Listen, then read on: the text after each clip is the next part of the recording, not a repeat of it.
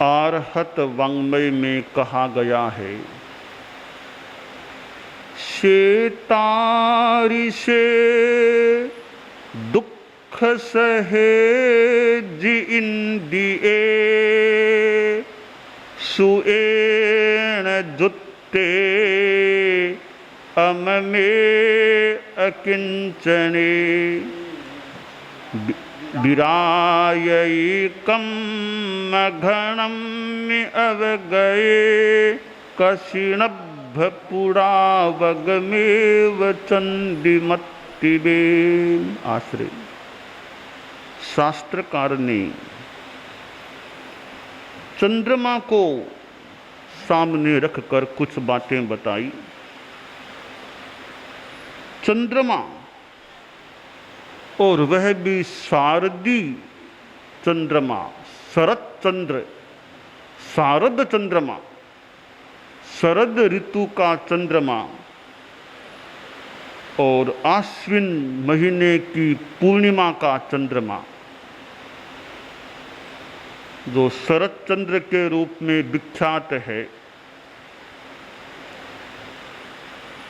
और आश्विन पूर्णिमा की रात्रि में सूक्ष्म अक्षरों को पढ़ने का भी क्रम रहा है हमारे धर्म संघ में। आजकल तो संत लोग पढ़ते हैं या नहीं, कुछ वर्षों पहले तक हमारे कुछ संत आश्विन पूर्णिमा की रात में चंद्रमा के प्रकाश में सूक्ष्म अक्षरों को पढ़ने का प्रयास करते थे। शरद चंद्रमा का अपना कुछ वैशिष्ट्य होता है, और निर्मलता के लिए शरद चंद्र को उदाहृत किया जाता है। गीत में भी गाया गया, श्रद्धा विनय समेत नमो अरहंताणम्, प्राञ्जल प्रणत सचेत नमो आध्यात्मिक पथ के अधिनेता, गीत राग प्रभु विश्व विजेता, शरद चंद्र सम श्वेत नमो अरहंताणम्, शरद चंद्र सम श्वेत नमो अरहंताणम्, प्राञ्जल प्रणत सचेत नमो अरहंताणम्, श्रद्धा विनय समेत नमो अरहंताणम्, प्राञ्जल प्रणत सचेत नमो अरहंत। अरहतों को नमस्कार किया गया। अरहत कैसे? आध्यात्मिक पथ के अधिनेता, अध्यात्म के अधिकृत प्रतिपादक, प्रवचनकार, प्रवक्ता अरहत होते हैं। वे वीतराग होते हैं, सबको अपने सारे कर्मों को यानी अपने सारे विकारों को जीतने वाले होते हैं। और शरद चंद्र समश्वेत, शारद चंद्रमा के समान वे श्वेत निर्मल होते हैं। नमस्कार महामंत्र में नमो अरहंताणम् का जप और उसके लिए सफेद रंग का ध्यान, ज्ञान केंद्र पर सफेद रंग का ध्यान निर्दिष्ट किया गया है। तो अरहतों के साथ यह सफेद रंग जुड़ा हुआ है। और चंद्रमा शरद ऋतु का इस श्वेतता का मानो प्रमुख होता है, उदाहरण होता है। तो हमारी आत्मा भी चंद्रमा के समान निर्मल बन जाए, बन गई है तो बढ़िया, वरना बन जाए, ऐसी आकांक्षा मन में रखें और प्रयास भी यथासंभव करें। आगमकार ने कहा कि ऐसा शरद चंद्र के समान कौन बन सकता है। शेतारी से पहले जो गुण बताए गए हैं, स्वाध्याय सध्यान जो भी, उनसे युक्त हो, स्वाध्याय ध्यान करने वाला साधु हो और दुख सहे, कष्टों को सहन करने वाला हो। कष्ट जीवन में आ सकते हैं, आरोह अवरोह हमारे जीवन में आ सकते हैं। शिलोंग जाना है चतुर्मास के बाद, तो शिलोंग की यात्रा है, जाना फिर आना, तो आरोह अवरोह की मानो यात्रा है। चढ़ना भी है, उतरना भी है। कहीं कहीं पहाड़ों की चढ़ाई ज़्यादा और कहीं कहीं थोड़ी होती है। हमारे जीवन में भी कहीं कहीं ज़्यादा आरोह अवरोह आ सकते हैं और कहीं कहीं सामान्य छोटे छोटे आरोह अवरोह भी आ सकते हैं। परंतु आरोह आए चाहे अवरोह आए, उनको हम सहन करने का प्रयास करें। महामना आचार्य भिक्षु के जीवन को देखें, उनके सामने भी तो आरोह अवरोह। परम पूज्य गुरुदेव तुलसी के जीवन को देख लें, आरोह अवरोह। एक ओर कितना मान सम्मान, तो दूसरी ओर रायपुर की स्थिति, जयपुर की स्थिति, चूरू की स्थिति और फिर धर्मसंघ के भीतर की स्थिति। कितने संघर्ष उनके सामने आए। परम पूज्य आचार्य महाप्रज्ञ जी भी गुरुदेव तुलसी के साथ रहे थे बरसों तक, लंबे काल तक।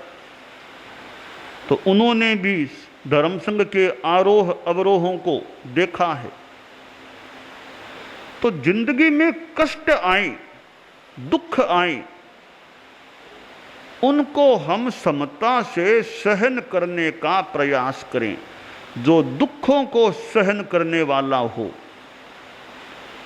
संस्कृत व्याकरण में तो मुनि के लिए कहा गया है, सर्वम सहो मुनि ही। मुनि सब कुछ सहन करने वाला होना चाहिए या होता है। दो उदाहरण व्याकरण में दिए गए। सह धातु से रूप बनाया गया सर्वे सह, सर्व शब्द और सह धातु से एक रूप बनाया है। सर्वम सहो मुनि ही, सर्वम सहा पृथ्वी। पुल्लिंग में तो सर्वम सहो मुनि, स्त्रीलिंग में प्रयोग करें तो सर्वम सहा पृथ्वी। पृथ्वी भी सब कुछ सहन करने वाली। तो जीवन में हमें दुखों को सहन करने का प्रयास, अभ्यास करना चाहिए। जी इंद्रिय, हम जितेंद्रिय बने, इंद्रियों को जीतने वाले बने। 5 इंद्रियों पर हमारा कंट्रोल रहे। चौक कसाया बगए और सुएन जुत्ते श्रुतेन युक्त है। हम ज्ञान से भी युक्त बने। जीवन में ज्ञान का बड़ा महत्व है। ज्ञान से आलोक मिलता है। आचार्य भिक्षु में भी कितना ज्ञान था।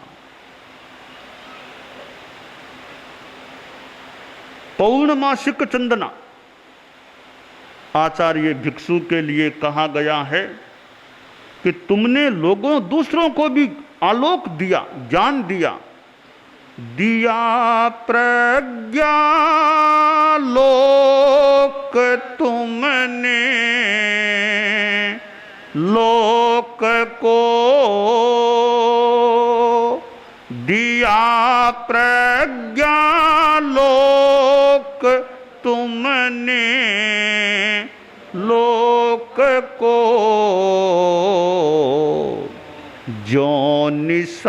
में पौर्णमासिक चंदना, ज्यों निशा में पौर्णमासिक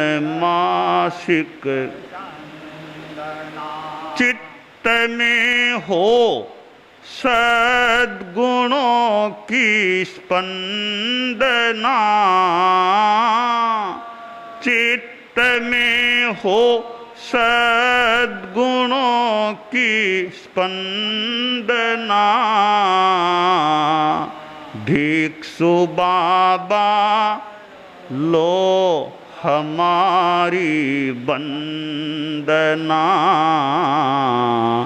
भिक्षु बाबा लो हमारी वंदना। तो भिक्षु स्वामी ने भी आलोक बांटने का प्रयास किया, ज्ञान दिया। तो हम अपने जीवन में श्रुत संपन्न बनने का प्रयास करें, श्रुत से युक्त बनने का प्रयास करें, ज्ञान को बढ़ाने का प्रयास करें और में ममकार रहित मोह ममता का भाव हमारा हल्का बढ़े, हम अमम बन जाएं। पदार्थों से मोह नहीं, आकर्षण नहीं। पदार्थों का उपयोग करना एक बात है, मोह करना अलग बात है। हम अमम बनने का प्रयास करें, अकिंचन बने। हालांकि साधु के लिए है, पूर्णतया अकिंचनता साधु में हो सकती है। साधु के कोई परिग्रह नहीं, साधु के अपरिग्रह का महाव्रत स्वीकृत होता है।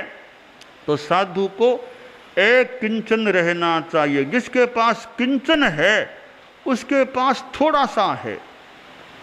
आपके पास करोड़ रुपये हैं तो आप करोड़ के मालिक हैं, अरब हैं तो आप अरब के मालिक हैं, पर सब के मालिक आप नहीं हैं। संस्कृत में कहा गया जो अकिंचन बन जाए, सब कुछ त्याग दे, वो सबका मालिक बन जाता है। वो तीन लोग का मालिक है जिसने सब कुछ त्याग दिया। हम अकिंचन बने, साधु अकिंचन बने ही बने। गृहस्थ भी जितना हो सके परिग्रह से मोह कम करने का प्रयास करे। श्रावक का मनोरथ है पहला, कब मैं अल्प मूल्य एवं बहुमूल्य परिग्रह का प्रत्याख्यान करूंगा। तो परिग्रह को जितना कम से कम मोह तो कम करने का प्रयास करें। तो अकिंचन बने, ऐसा गुण संपन्न जो व्यक्तित्व होता है वो विराजमान शोभित होता है। कैसे? कम घनम में अवगय, कर्म रूपी बादलों के दूर होने पर। कैसे? कृत्स्नाभ्र पुटापगम, बादलों से रहित जैसे चंद्रमा शोभित होता है वैसे वह आत्मा भी शोभित होती है, कर्म रहित हो जाती है। आचार्य के लिए कहा गया, जहां शशि कोमुय जोगजुत्तो नक्षत्र तारागण परिवुड़प्पा खे सोहई विमले अभ्यमुक्के एवं गणी सोहई भिक्षु मध्य। शास्त्रकार ने कहा जो गणी होते हैं, आचार्य होते हैं, वे भी चंद्रमा की तरह शोभित होते हैं। परम पूज्य गुरुदेव तुलसी को हमने देखा, साधुओं के बीच में, मध्य में, सामने विराजते थे, चंद्रमा की तरह मानो शोभित होते थे। चांदनी से युक्त चंद्रमा, जिसका परिवार है नक्षत्र तारागण, उनसे घिरा हुआ चंद्रमा, नक्षत्रों तारागणों से घिरा हुआ चंद्रमा निरभ्र आकाश में जैसे शोभित होता है, वैसे ही गणी आचार्य होते हैं।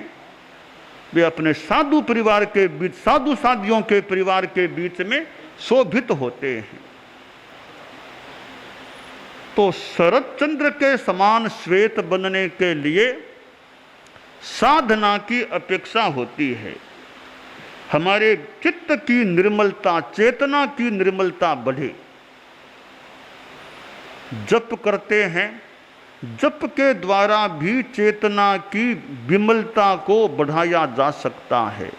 अनुप्रेक्षा के द्वारा, संकल्प के द्वारा और अभ्यास के द्वारा, शुद्ध आचरणों के द्वारा, शुद्ध विचार के द्वारा चेतना की निर्मलता, विमलता, उज्ज्वलता को वृद्धिंगत किया जा सकता है।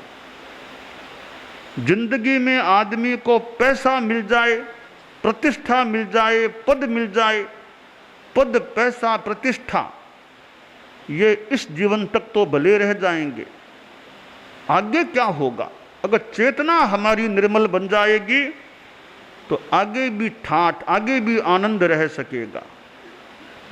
मनुष्य को केवल वर्तमान जीवन को ही नहीं देखना चाहिए, आगे के बारे में भी ध्यान जाना चाहिए। आगे क्या होगा? आगे भी केवल अगले जन्म तक नहीं, आगे मुझे मोक्ष कैसे मिले, मेरे जन्म मरण का चक्र कैसे छिन्न भिन्न हो जाए, इस पर भी हमारा ध्यान जाना चाहिए। धर्म गुरु आचार्य होते हैं, वे जन्म मरण के चक्र से निकालने में सहयोग देने वाले, मार्गदर्शन देने वाले होते हैं। इसलिए तीर्थंकर अरहत तो शरतचंद्र श्वेत, शरतचंद्र के समान श्वेत होते हैं, पर वे जब विद्यमान न हो तो उनका स्थान कुछ अंशों में भले मान लें आचार्य ग्रहण करते हैं। कि तीर्थंकर नहीं है तो कोई तो चाहिए, तीर्थंकर के प्रतिनिधि, उनको रिप्रेजेंट करने वाले आचार्य होते हैं। सूर्य नहीं है तो दिया काम करता है, ट्यूबलाइट काम करती है। इसी तरह तीर्थंकर रूपी सूर्य जब सामने नहीं है तो आचार्य मानो दीपक बनकर के, एक ट्यूबलाइट बनकर के उस तीर्थंकर रूपी सूर्य के अभाव में आचार्य प्रकाश करते हैं। दीव समा आयरिया, आचार्य दीप के समान बनकर के दीपवत प्रकाश देने वाले होते हैं। और तीर्थंकरों की अनुपस्थिति में तो एक तरह से सर्वोच्च व्यक्ति धर्म शासन में आचार्य होते हैं। इसीलिए गुरुदेव तुलसी ने कहा, प्रतिनिधि आप प्रथम पद का हो, आरन पार गुणारो, प्रतिनिधि आप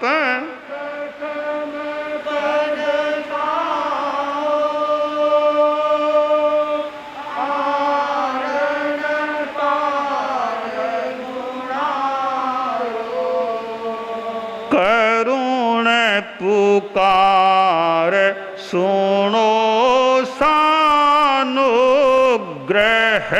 करुण पुकार सुनो सानुग्रह, तुलसी पार उतारो, धर्माचार्य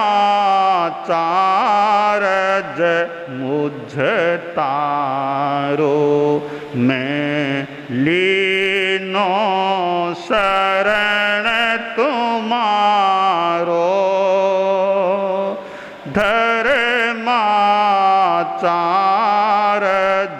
मुझ तारो। तो हम शरतचंद्र के समान श्वेत बनने की दिशा में आगे बढ़ने का प्रयास करें। आश्विन पूर्णिमा का चंद्रमा मानो यह हमें प्रेरणा दे रहा है, देने वाला हो सकेगा कि हम भी उसके समान श्वेत बनने का प्रयास करें।